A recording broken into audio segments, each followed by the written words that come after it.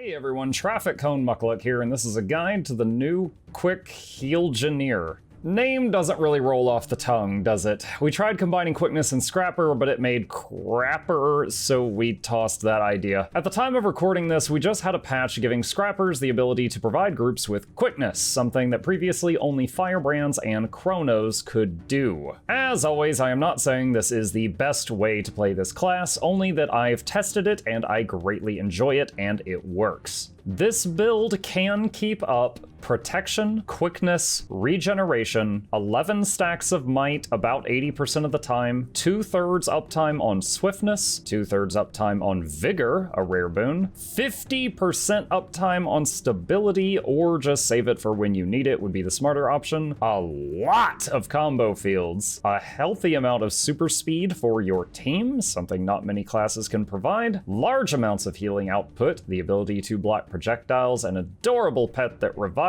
people, and bonus boons when you cleanse conditions off of folks. Things you don't bring: Fury, Alacrity, and the rest of the might stacks that your group would like to have. Now that you know what to expect, here is how to do it. Alchemy, Inventions, and Scrapper. Let's start with Scrapper as that is the most important. The first passive replaces your tool belt F5 with Function Gyro that can revive up to 3 people at once or execute downed enemies. The latter is rarely used as this is a PvE build, but good to know. The first trait we take is Gyroscopic Acceleration so that our wells, which are the gyros, give out super speed. This is required, you'll see why in a second. Speed of Synergy passive gives our healing skill, which is usually our 6, but when using Medkit it becomes the F1 tool belt skill, the ability to give us and nearby allies super speed. Damage Dampener helps you space out the damage you take, making it easier to heal through incoming hits. Living is good. Impact Savant. This hardly helps us at all, but it's a passive, so we're stuck with it. Kinetic Accelerators. This recently changed trait gives 2 seconds of quickness when you give super speed. Now I am currently running 100% bonus boon duration,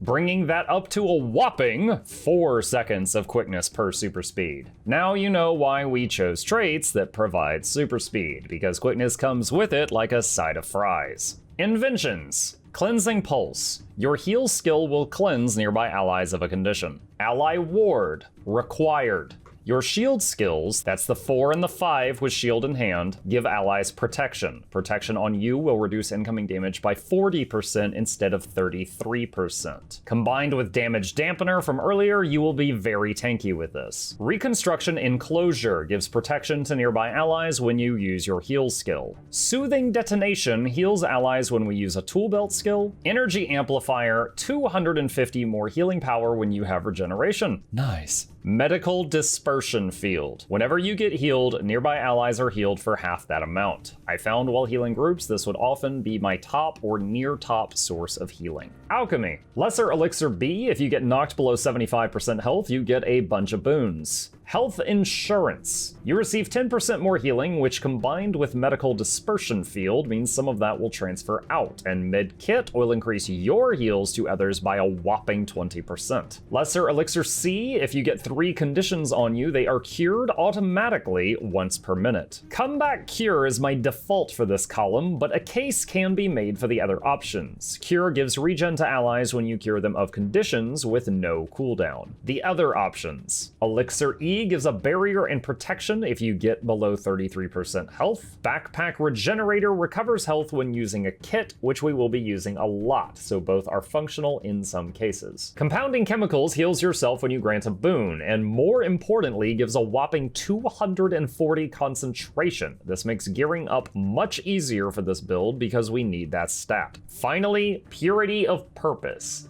The short version of this wall of text is that if you cleanse someone of a condition, they get a boon. So the more conditions a fight has that you are curing, the more buffs you are giving the group. Skills. We need Blast Gyro to keep up quickness effectively at the moment. Although any gyro will give super speed and thus give quickness, the Blast Gyro also comes with the tool belt skill, Bypass Coating, which gives allies super speed and thus more quickness as well, so this skill is a 2-for-1. Additionally, it gives might to nearby party members. Bulwark Gyro gives you a bunch of barrier and also draws damage from your party to you. For this reason, we will be gearing tanky so we don't go splat. Bulwark comes with the insane tool belt skill Defense Field, which if geared gives 12 seconds of 3 stability to your party and blocks all incoming missiles for 5 seconds with a 25-second cooldown. This can be used while reviving someone and it will not interrupt your channeled revive. Small tip here, for the safest revives you can provide, send your function gyro to revive someone, you start rezzing them, and Defense Field both you and the gyro so that you both have stability to get that person up. The last utility slot, I originally tried having Elixir Gun there, which gives us more ways of cleansing teammates, but I felt the build was much easier to play and keep it quickness up with a third gyro. This one you can pick based on the situation. Purge Gyro or Shredder. If you pick Purge Gyro, the tool belt skill makes a poison field, but the damage is minor with our gear. It can help your teammates with some combos though. The Shredder Gyro does whirl finishers, which opens a lot of options, and its tool belt skill does a nice interrupt on enemy break bars, plus makes a lightning field, which when combined with leap finishers that your allies might have lead to even more interrupts. I like to drop the spare capacitor when it's interrupt time on bosses. Medkit. At this point, I'm sure you're expecting me to say to bring the heal gyro too, but no.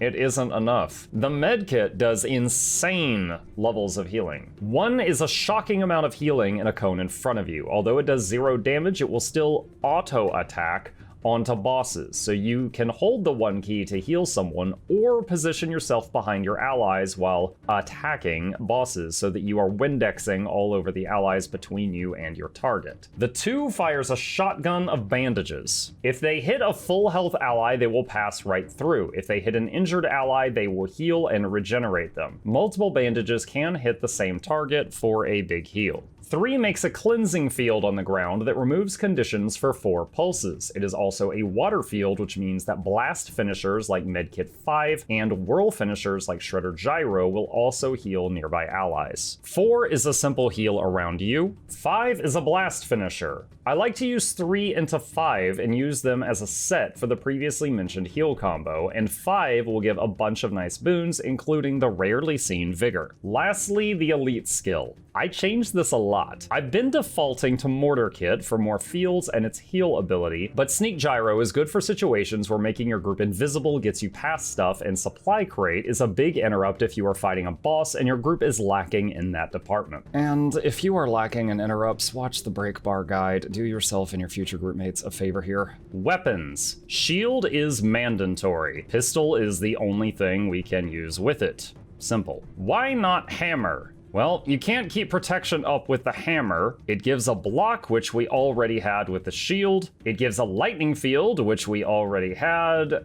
It sadly just isn't worth it when you're the support. Equipment. We need healing power, concentration to keep quickness up, and survivability for the damage we will be sponging through Bulwark Gyro. I like Minstrel's gear, but it doesn't have enough concentration on it. What worked for me was nearly full Giver's gear, with a few pieces of Minstrels thrown in, but staying as close to 100% boon duration as possible. This does also give you a ton of toughness. If you don't want toughness because you raid and don't want to be the main tank, you can use Harrier gear, but be careful with your Bulwark Gyro. You don't want to soak damage in Harrier gear and pop like a balloon. Sigils of Concentration give more boon duration, and Transference gives more healing power to allies on our weapons. Rune of the Monk. I'll be honest, you could be flexible here. Unlike when I play Druid, we can't keep the Rune of the Monk up 100% of the time, so here is what is important. You want that 15% boon duration, and the healing power is helpful. If you are hurting for Monk runes, which can be difficult to obtain for some people, just look up something that's got those stats. Why not Rune of the Firebrand? I tried it.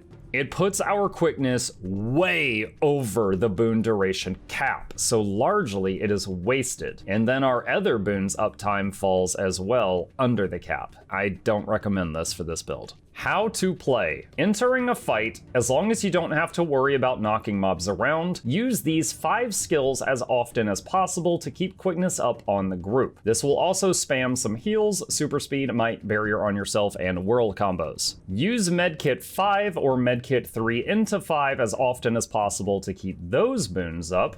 If you aren't about to need to interrupt a boss, tap shield 4 and 5 to pulse protection. Shield 4, 5, and your heal skill will keep protection up on the team. If you have Alacrity in the squad, it makes it much easier.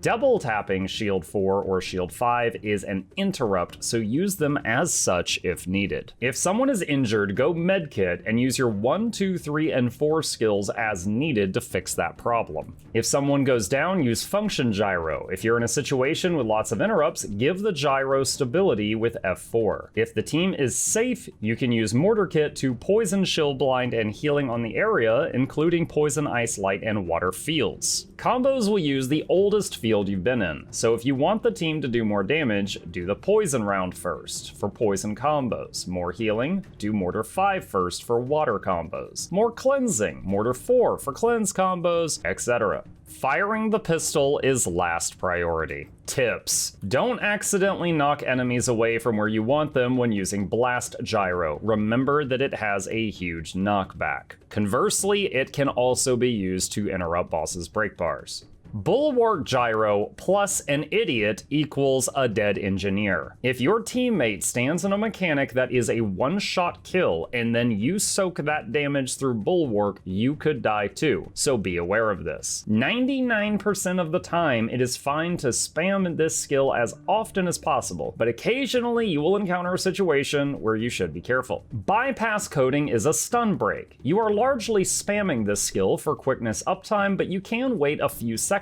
on it if you are about to be CC'd so that you can snap out of it immediately. Function Gyro gives quickness also. However, if you are in a group with Alacrity, you only need to use the 5 skills mentioned earlier to keep quickness up 100% of the time if you're geared. If you are in a less serious group that doesn't have Alacrity, you can throw the Function Gyro off cooldown as well for more quickness uptime. I personally would rather have quickness up 95% of the time with a res on demand tool still available to me, but now you know your options. Defense Field blocks projectiles and gives stability, making it very useful for many situations. Remember that you have this. While learning the build, the number of buttons can be overwhelming. Don't worry about Mortar Kit at all until you've mastered keeping up quickness, protection, and the use of the med kit. Then add Mortar to the equation later on if needed. Afterthoughts. I love that they gave an essential boon to another class. We all love having firebrands and quickness in our groups. I just didn't enjoy playing one myself. I'm having a lot of fun with this. I do think it's a shame that we have to keep 5 skills on cooldown to keep quickness up. I would love if they would up the quickness base duration from 2 seconds to 3, which with max concentration would lead to 6 seconds of quickness per application instead of 4. The end result of this would be maybe 1 less skill required to be wasted on cooldown to keep that quickness up. But if this is where we are for a while, I think it is still pretty good. I cleared a Wing 3 raid and some challenge mode fractals while testing and learning this build. Hell, I even tanked the raid at the same time, and it went great.